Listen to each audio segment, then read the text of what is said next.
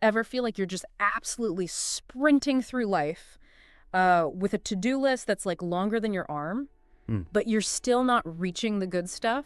Like, you know that feeling of always being on, but never quite winning? Right. Ugh, that was like my entire life until I read this book. Oh, yeah. Less doing, more living.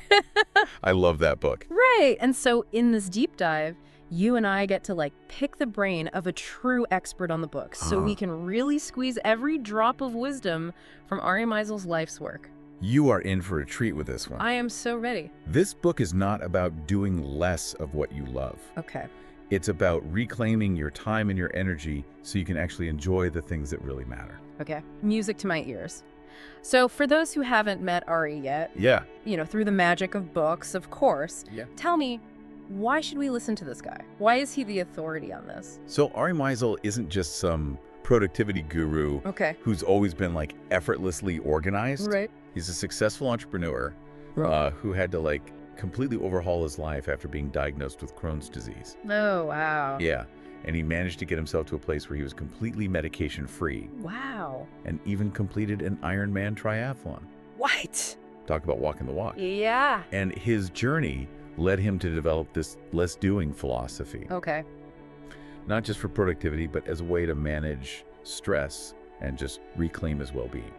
Okay. Color me intrigued. Right. So it sounds like he like completely transformed his life. Where do we even begin? Well, he actually compressed his work week down to just Tuesdays and Wednesdays. Wait, what? Seriously, how is that even possible? I know, right? It sounds crazy. Yeah. But it's like a prime example of his core philosophy. Okay. It's not about working less. Yeah. It's about optimizing when you work Yeah. to be your most effective. I see. And he realized that batching all of his meetings and his interactions into those 2 days Okay. allowed him to be laser focused and then have the rest of the week for deep work and actually like living his life. That is mind-blowing. Right. I can see why this book is being hailed as a game changer. But Yeah. before we get too far ahead of ourselves, Yeah. let's back up a bit. You mentioned something about vitamins tailored to your blood work. Oh, absolutely. That's just one of many tools that he recommends. Okay. It's called Inside Tracker, and it analyzes your blood work to create a personalized vitamin and supplement plan. Whoa, hold on. Imagine optimizing your health from the inside out. Right. No more guessing games with supplements. You just know exactly what your body needs. I'm already hooked, but tell me, what else does he have up his sleeve? Well, he's big on this concept of the external brain, Okay. which is basically a system for offloading all the information Okay. that clutters our minds. Okay. Think note-taking apps, digital calendars, voice recorders, All right. anything that helps you free up mental space for more important things. Oh, that reminds me. I saw something in the intro about a $5 Christopher Walken impression. Spill the tea. Oh, that. Yeah. Well, we might have to save that gem for later. Okay. But it ties into his idea of outsourcing tasks, Okay. even the most unexpected ones. Okay. But first, let's dig into his approach to efficiency. Okay, let's talk efficiency. What's the first step to less doing, more living? He starts with the 80-20 rule, Okay. which states that roughly 80% of your result Mm-hmm. come from just 20% of your efforts. Oh, I've heard of that. It always reminds me of that saying, work smarter, not harder. Exactly. Yeah. It's not about neglecting the other 80%, Okay. but strategically focusing on that vital 20% Okay. for maximum impact. It's like finding the pressure points for success. I like that. Imagine knowing exactly which tasks move the needle so you can stop wasting time Right. on things that don't matter. Okay, that makes a ton of sense. But how do we actually figure out what that crucial 20% is in our own lives? I feel like I'd be chasing my tail. He suggests starting with tracking your time. Okay. It's eye-opening to see where your day actually goes. Oh man, I can only imagine. There are entire hours of my day that seem to just disappear into thin air. Well, one of his favorite tools for this is Rescue Time. Okay.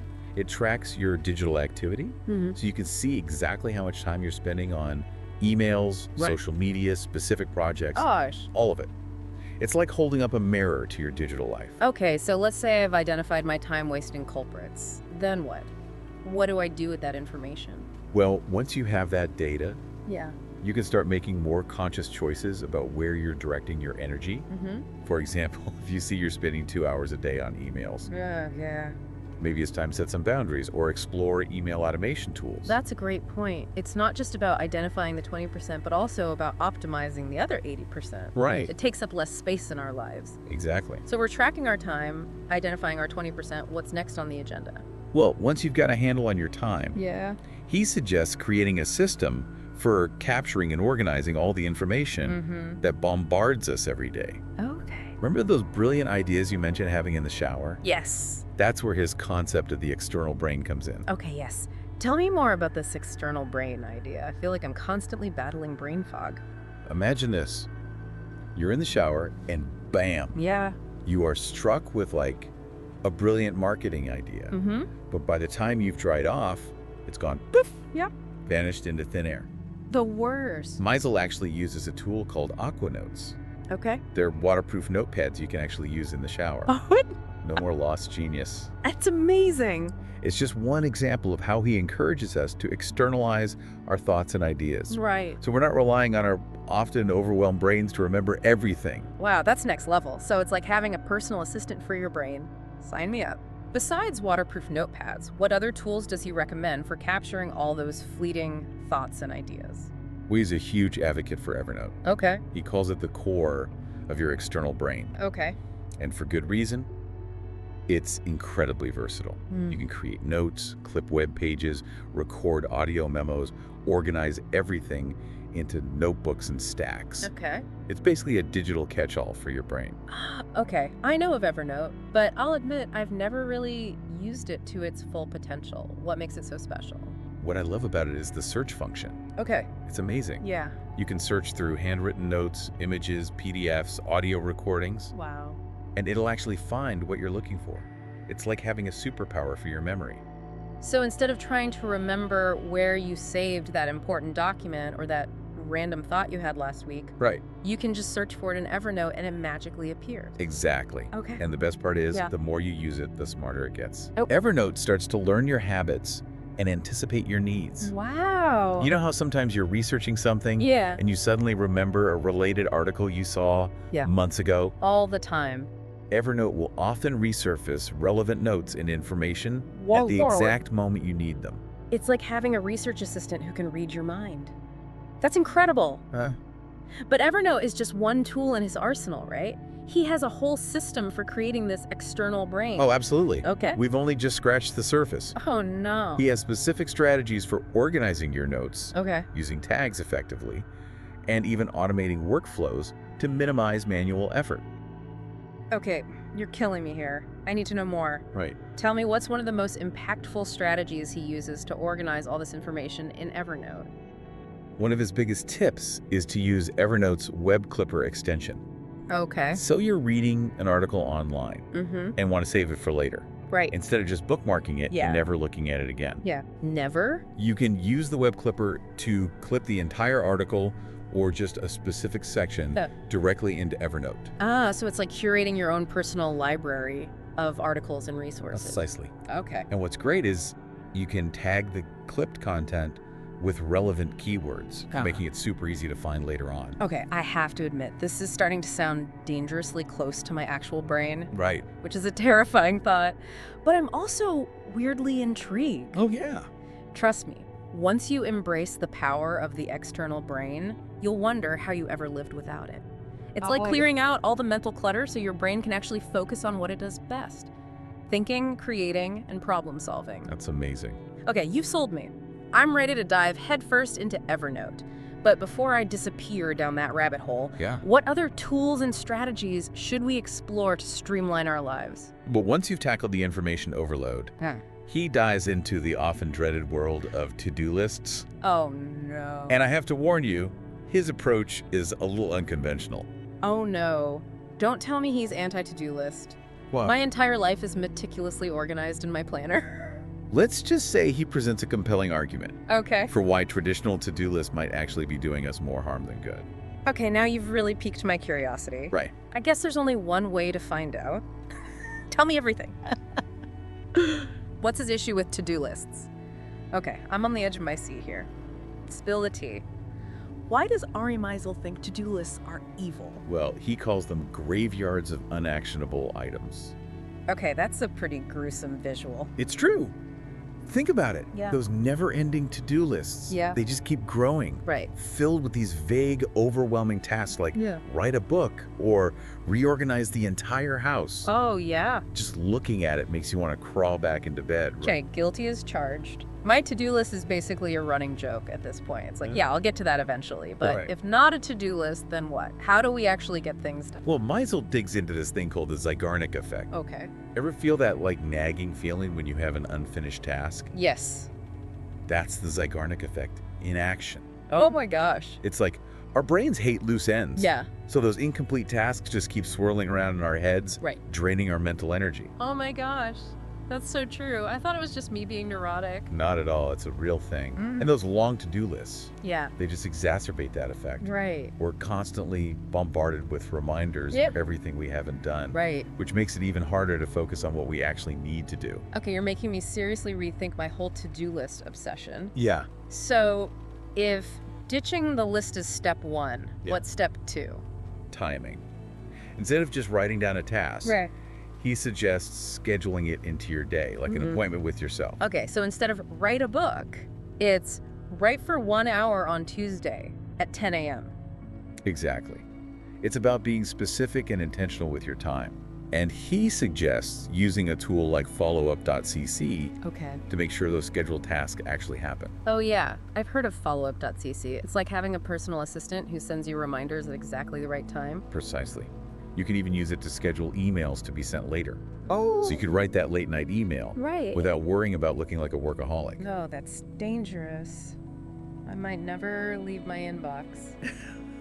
But I like it. Okay, so we're being more intentional with our time. Right. Scheduling tasks instead of letting them languish on a to-do list. Yes. What else does he recommend? Well, this is where his famous Tuesday-Wednesday work week comes into play. Right. We have to unpack that one. How does working only 2 days a week even work? Well, remember, it's not about working less. Right. It's about being more strategic with your time. Okay. He realized that most of his essential tasks and interactions could be batched into those 2 days. Okay. Which then freed up the rest of his week for deep work, creative thinking, and personal time. So it's like hyper-focusing your work into a shorter period. Right. So you can actually have a life outside of work. Exactly. It's about designing a work schedule that aligns with your natural energy rhythms and priorities. Okay. But realistically, not everyone can swing a Tuesday-Wednesday work week. Of course. And he acknowledges that it's not about rigidly adopting a schedule, but rather about taking control of your own time. Right. He encourages everyone to define their ideal work window. Okay. Whether it's 2 days, 4 days, or even specific hours within each day. Right. And then use tools to make that happen. So if someone wanted to experiment with this idea of batching their work, what tools would they use? Well, one of his favorites is Schedule Once. I've heard of that one. It's a scheduling tool, right? Right.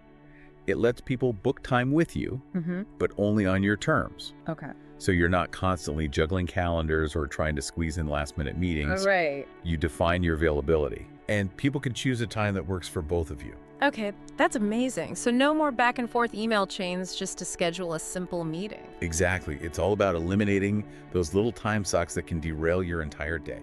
I'm starting to see a theme here. Okay, so we've tackled our work schedule. Right. But what about those pesky errands and daily tasks that seem to multiply like rabbits? You know, the grocery shopping, the dry cleaning, a never-ending pile of bills. Ah, yes, the bane of our existence. Meisel has some strong opinions on errands. Tell me he has a magic solution for making them disappear. Well, he doesn't make them disappear entirely, but he does advocate for minimizing them as much as humanly possible. Okay. He calls errands inherently inefficient. Right. And honestly, he's not wrong. Okay, I have to agree with him on that one. Right. There's nothing more frustrating than losing an entire afternoon to errands that could have been spent on something way more enjoyable. Exactly. And it's not just the time itself. It's the mental energy they consume. Trying to remember everything you need at the grocery store, battling traffic, waiting in line. It's like death by 1,000 tiny cuts. It's the worst. So what's the antidote to this errand-induced madness? He's a huge fan of what he calls the automatic fulfillment economy. Okay. Think subscription services and online delivery. Okay, so like Amazon Prime. Exactly. Yeah. He's a big advocate for Amazon Subscribe and Save. Yeah, okay. You can set up recurring deliveries for all your essentials, toothpaste, toilet paper, dog food, you name it. Right. And they just magically appear on your doorstep like clockwork. I have to admit, I'm a huge fan of subscription boxes. It's like a little present to myself every month. And it's not just about convenience. Right. It also eliminates the mental clutter of having to remember to buy those everyday items. Oh, yeah. Plus, you can often score some pretty sweet discounts with subscription. Discounts, and they magically appear on my doorstep. Sold. But what about those errands that aren't so easily automated, like dry cleaning or getting that weird noise in my car checked out? Don't worry, he has a solution for that too. Remember that $5 Christopher Walken impression we mentioned earlier? Okay, you have to tell me more about that. How does a Christopher Walken impression fit into all of this? Well, it ties into his love of outsourcing. Okay. He's a firm believer in delegating tasks that are not the best use of your time and energy. And yes, that includes finding someone to do your best Christopher Walken impression for you. Wait, seriously? He actually outsources that? He does. It's a great example of how he encourages us to think outside the box when it comes to outsourcing. Right. But more importantly, for those not-so-fun errands, Right? he recommends a service called TaskRabbit. Okay. Needs someone to assemble that IKEA furniture you've been avoiding. TaskRabbit. Oh my God. Need someone to pick up your dry cleaning. TaskRabbit. Wow. Need someone to wait in line at the DMV so you don't have to. You guessed it, TaskRabbit. Okay, that's amazing. I had no idea you could outsource basically your entire life. Well, almost. But the point is, with a little creativity and the right tools, Yes. you can significantly reduce the amount of time and energy you spend on those mind-numbing, soul-sucking errands that seem to take over our lives. It's like reclaiming hours of your week to actually focus on things you enjoy. Precisely. Yeah. And that's what this less doing, more living philosophy is all about. Yeah. It's not about becoming a productivity robot. Right. It's about being intentional with your time and energy. Right. So you can actually savor the good stuff. I love that. It's like a permission slip to prioritize what truly matters. Exactly. And one of the things that really resonated with me Yeah. was his emphasis on the interconnectedness of everything. Okay. He talks about how optimizing one area of your life can have this like ripple effect on other areas. Oh, I totally get that. It's like that saying, how you do anything is how you do everything. Exactly. He emphasizes that it's not about achieving perfect balance in every area of your life, Right. but rather about striving for a sustainable rhythm that works for you. I love that sustainable rhythm. So much better than the chaotic symphony my life usually feels like. Well, this has been an incredible deep dive. We've covered so much ground, from optimizing our time to creating an external brain to outsourcing everything but the kitchen sink. And let's not forget about those waterproof notepads for capturing those shower thoughts. Oh, yes. Never underestimate the power of a good shower thought. As we wrap up this deep dive, I have to ask, what's one piece of advice from Less Doing, More Living that really stuck with you? Honestly, it's his reminder that our time and energy are precious resources, Yeah. and we get to choose how we spend them. It's so easy to get caught up in the hustle and bustle of everyday life, Right. but this book encourages us to step back, Yeah. reevaluate our priorities, and make conscious choices that align with the life we want to live. I love that. It's a powerful reminder that we have more control over our lives than we often realize. Exactly. Well, on that empowering note, I want to thank you so much for joining me on this incredible deep dive into Less Doing, More Living. It's been a pleasure. It's been an absolute pleasure picking your brain. Of course, anytime. And for our listeners, if you're feeling inspired to reclaim your time and energy, we highly recommend checking out Ari Meisel's book, Less Doing, More Living. It's packed with even more tools and strategies and real-life examples to help you design a life you love. And be sure to share your Less Doing wins with us on social media. We'd love to hear how you're implementing these strategies in your own lives. Until next time, remember, life is too short for endless to-do lists. Go out there and live your best, most fulfilling life.